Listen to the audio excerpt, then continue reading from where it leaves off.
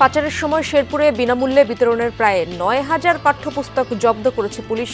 অবৈধভাবে বিক্রির জন্য নেওয়া হচ্ছিল রাজধানীতে। মুক্তি পাচ্ছেন বিস্ফোরক মামলায় জামিনপ্রাপ্ত বিডিআর সদস্যরা। ১৬ বছর পর পরিবারের আলিঙ্গন। আমাদেরকে অহেতুকভাবে জেলটা খাটাচ্ছে এই ব্রিটিশ সরকার। বাংলাদেশের যেই হোক তার শাস্তির দাবি আমি করি এবং যারা নিরপরাধ জেলখানায় এখনো বন্দী আছে তাদের নিঃশর্ত দাবি করতেছি। সারা দেশে আবারও বেড়েছে শীতের দাপট। মধ্য উত্তরাঞ্চলে দেখা নেই সূর্যের। কনকনে বাতাসে বিপর্যস্ত জনজীবন। নদী এলাকা তো নদীর সরে যাতে খুব শীত বৃদ্ধি হয়েছে। শীতের মধ্যে আমরা কাম কাজ করতে আছি, আঙ্গরে খুব কষ্ট হইতে আছে।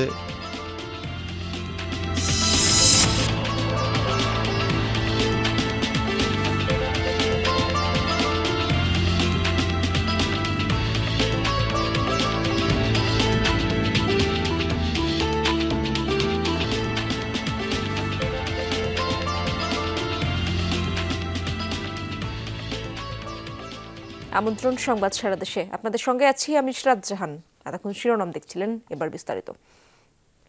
শেরপুরে অভিযান চালিয়ে এনসিটিবির বিনামূল্যে বিতরণের প্রায় ৯,০০০ বই জব্দ করেছে পুলিশ। ভোরে গোপন সংবাদের ভিত্তিতে সদরের ধাতিয়াপাড়া এলাকায় অভিযান চালায় পুলিশ। এ সময় ঢাকাগামী একটি পিকআপ থেকে জব্দ করা হয় ৮ম থেকে ১০ম শ্রেণীর বিনামূল্যের প্রায় ৯,০০০ বই। পরে চালকদের দেয়া তথ্যের ভিত্তিতে আটক করা হয় একজনকে। বইগুলো কুড়িগ্রামের রৌমারী থেকে বিক্রির উদ্দেশ্যে ঢাকা নেওয়া হচ্ছিল। এই লেনদেনে জড়িতদের চিহ্নিত করেছে পুলিশ। জব্দকৃত বইগুলো সদর থানায় রাখা হয়েছে।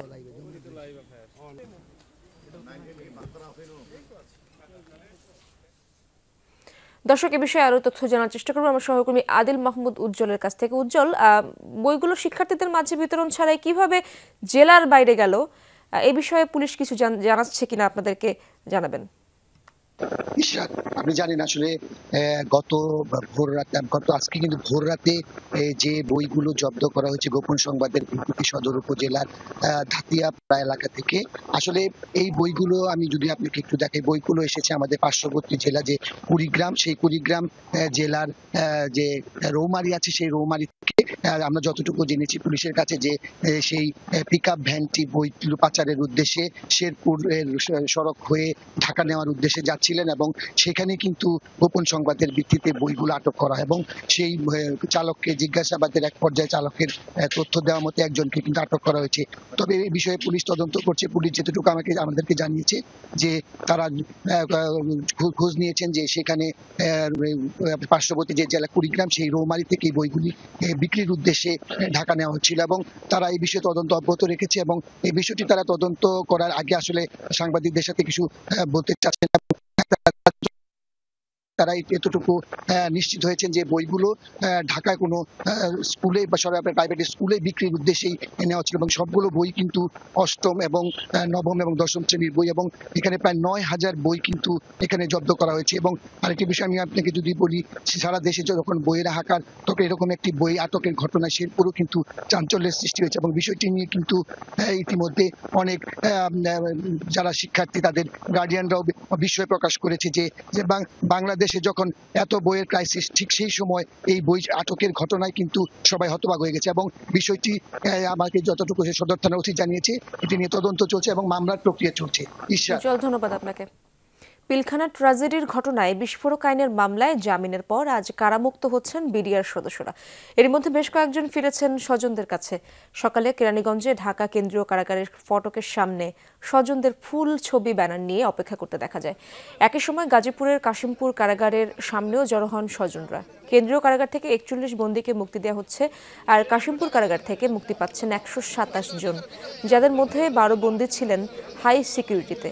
গত রোববার পিলখানা ট্র্যাজেডির পর বিস্ফোরক মামলায় অভিযুক্ত আসামিদের জামিন দেন আদালত। নিম্ন উচ্চ আদালত থেকে খালাসপ্রাপ্তরা বিস্ফোরক মামলায় জামিন পেয়েছেন। কেরানীগঞ্জে কেন্দ্রীয় কারাগারের ভেতর অস্থায়ী আদালতে ঢাকার বিশেষ ট্রাইব্যুনাল ১-এর বিচারক শুনানি শেষে তাদের জামিন মঞ্জুর করেন। আমি বিনা অপরাধে ১৬ বছর ধরে জেলখানা ছিলাম, তাই তবে আল্লাহর কাছে কোটি কোটি শুকরিয়া যে আমি আজকে বাইরে হতে পারছি। আজকে আমরা আমার ভাইকে রিসিভ করতে এসেছি এখানে, আমার ভাইকে কাছে দেখতে পাবো।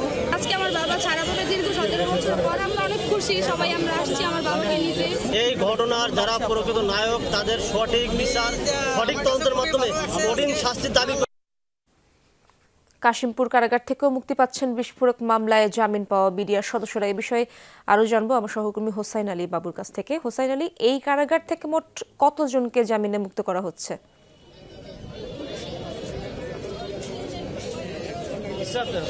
গাজীপুরের কাশিমপুর কারাগার থেকে বিস্ফোরক মামলা, সেই মামলায় এখান থেকে আজকে 127 জন বের হবে। এর মধ্যে কিন্তু আসলে 38 জন কিন্তু আসলে বের হয়ে গিয়েছে।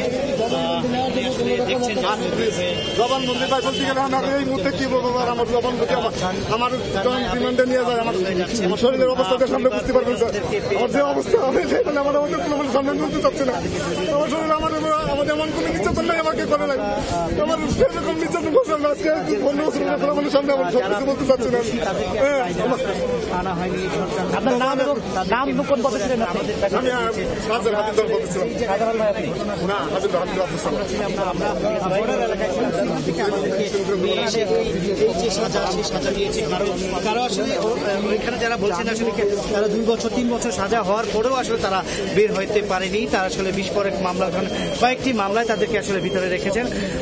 এই যে সরকার 5ই আগস্টের পর সরকার ছাত্র আন্দোলনের পর আসলে তাদের পর্যায়ক্রমে এই বিডিআর বিদ্রোহে যারা মামলায় জেলখানায় ছিলেন তাদের পর্যায়ক্রমে জামিন হচ্ছে।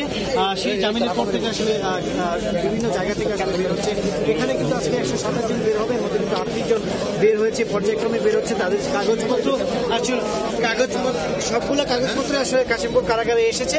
সেই কাগজপত্র আসলে দেখে বা যাচাই বাছাই করে আসলে তাদের এই যে বিডিআর বিদ্রোহে যারা সাজাপ্রাপ্ত যারা জেলখানায় ছিলেন তাদেরকে আসলে বের করা হচ্ছে।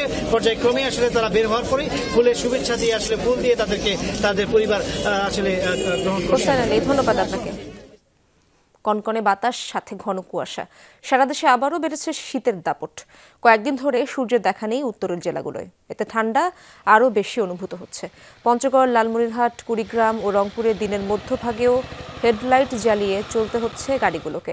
ঠান্ডায় ব্যাহত হচ্ছে কৃষিকাজ। মধ্যাঞ্চলের নদী তীরবর্তী অঞ্চলে কুয়াশা থাকছে দিনভর। তীব্র শীতে সবচেয়ে বিপাকে ছিন্নমূল আর শ্রমজীবী মানুষ। খড়কুটো জ্বালিয়ে উষ্ণতা খোঁজার চেষ্টা অনেকের। আজ দেশের সর্বনিম্ন তাপমাত্রা রেকর্ড হয়েছে সিরাজগঞ্জের বাঘাবাড়িতে 10.7 ডিগ্রি সেলসিয়াস। দর্শক, শীতের আরো খবর জানবো। রংপুরে যেতে চাই আমার সহকর্মী সরকার মাজহারুল মান্নানের কাছে। মাজহার, দুপুর হয়ে এলো, শীতের প্রভাব জনজীবনে কেমন দেখতে পাচ্ছি সেখানে এখনো কুয়াশা, কি অবস্থা সেখানকার? প্রভাব তো আপনি অনুমানই করতে পারবেন ক্যামেরা যদি আমি আপনাকে একটুখানি দেখাতে পারি, যে এটি হচ্ছে যে এখন তো 12:30টা গড়িয়েছে, তারপরেও কিন্তু সূর্যের নাগাল এই অঞ্চলে এখন পর্যন্ত আসেনি এবং এই অবস্থা গেল 3 দিন থেকে চলছে। আমি যদি আজকের তাপমাত্রার কথা বলি, একটুখানি তাপমাত্রা বেশি, তারপরেও কিন্তু যেহেতু বাতাস এবং ঘন কুয়াশা, সে কারণে সূর্যের নাগালও মিলছে না এবং শীতের যে তীব্রতা সেটিও বেশি আছে। আজকে রংপুরে সর্বনিম্ন তাপমাত্রা এখন পর্যন্ত 12.6, দিনাজপুরে 13.2, নীলফামারীর ডিমলাতে 13.5, ঠাকুরগাঁয়ে 12.2, লালমনিরহাটে 13.0 এবং গাইবান্ধায় 13.2। এই ছিল আবহাওয়া অফিসের আপডেট। বিষয়টা হচ্ছে এরকম, যেহেতু একটি বাতাস শিশিরে বাতাস বইছে, এই বাতাসের কারণে শীতের যে তীব্রতা, এই তীব্রতাটাও কিন্তু অনেক বেশি এই অঞ্চলে এখন। এবং যারা খেটে খাওয়া মানুষ, তাদের জন্য তো ত্রাহি অবস্থায় এসেছে। সাধারণ জনজীবনেও এক ধরনের অস্বস্তি বিরাজ করছে এই শীতের কারণে এবং বিশেষ করে বয়সী নারী, শিশু, তারা কিন্তু একেবারে নাস্তানাবুদ হয়ে পড়েছেন। রংপুর মেডিকেল কলেজ হাসপাতাল সহ এই অঞ্চলের যে হাসপাতালগুলোতে আছে, এই হাসপাতালগুলোতে আমরা খোঁজ খবর নিয়েছি। সেখানে আগুন তাপাতে গিয়ে যে পোহানো রোগীর সংখ্যা যেমন বাড়ছে, ঠিক তেমনই বাড়ছে যে শিশু যে রোগীরা আছে এবং তাদেরও সংখ্যাটা কিন্তু বাড়ছে। মাজহার, অনেক ধন্যবাদ আপনাকে। চট্টগ্রাম সেনানিবাসের ইস্ট বেঙ্গল রেজিমেন্টের কর্নেল অব দ্য রেজিমেন্ট হিসেবে অভিষিক্ত হলেন সেনাপ্রধান ওয়াকারুজ্জামান। সকালে শহীদ MR চৌধুরী প্যারেড গ্রাউন্ডে ঐতিহ্যবাহী ইস্ট বেঙ্গল রেজিমেন্টের 17তম কর্নেল অব দ্য রেজিমেন্ট হিসেবে অভিষিক্ত হয়ে অভিভাবকত্ব গ্রহণ করেন সেনাপ্রধান। এ সময় তিনি বলেন, বাংলাদেশ সেনাবাহিনীতে নতুন ইউনিট প্রতিষ্ঠা, আধুনিক অস্ত্র ও সরঞ্জামাদি সহ বহু উন্নয়ন কার্যক্রম অন্তর্ভুক্ত রয়েছে। রেজিমেন্টের সদস্যদের প্রতি চ্যালেঞ্জ মোকাবেলায় সব সময় প্রস্তুত থাকার আহ্বান জানান সেনাপ্রধান। এর আগে প্যারেড গ্রাউন্ডে ইস্ট বেঙ্গল রেজিমেন্টের একটি দল সেনাপ্রধানকে গার্ড অব অনার প্রদান করেন। যুদ্ধোপযোগী এবং আধুনিক প্রযুক্তির যে কোনো প্রয়োজনীয় যুদ্ধাস্ত্র সরঞ্জাম যোগান দেওয়ার ব্যাপারে আমি সর্বদা সচেষ্ট থাকব। ইতিমধ্যে আমরা ইন্ডিজিনিয়াস ডিফেন্স ইন্ডাস্ট্রি তৈরির কার্যক্রম শুরু করেছি, যা আমাদের সক্ষমতাকে অনেকাংশে বৃদ্ধি করবে। নিজ কোম্পানির গোখাদ্য বিক্রি করতে উৎপাদনমুখী রাষ্ট্রায়ত্ত ফিড কারখানা বন্ধ করে দেওয়ার অভিযোগ উঠেছে মিল্কফিডের সদ্য সাবেক চেয়ারম্যান শেখ নাদির হোসেনের বিরুদ্ধে। মানহীন খাদ্যে অসুস্থ আর মৃত শত শত গবাদি পশু। 10 বছরের সাবেক চেয়ারম্যান ও অসাধু কর্মকর্তারা পকেটে পুরেছেন লুটপাটের শত শত কোটি টাকা। গোলাম মোস্তফা রুবেলের তথ্য ও ছবিতে 3 পর্বের ধারাবাহিকের দ্বিতীয়টি আজ। গরুর জন্য দানাদার সুষম খাবার নিশ্চিত করতে 2014 সালে 27 কোটি টাকা ব্যয়ে সিরাজগঞ্জের উল্লাপাড়ায় প্রতিষ্ঠা হয় মিল্কভিটা গোখাদ্য কারখানা।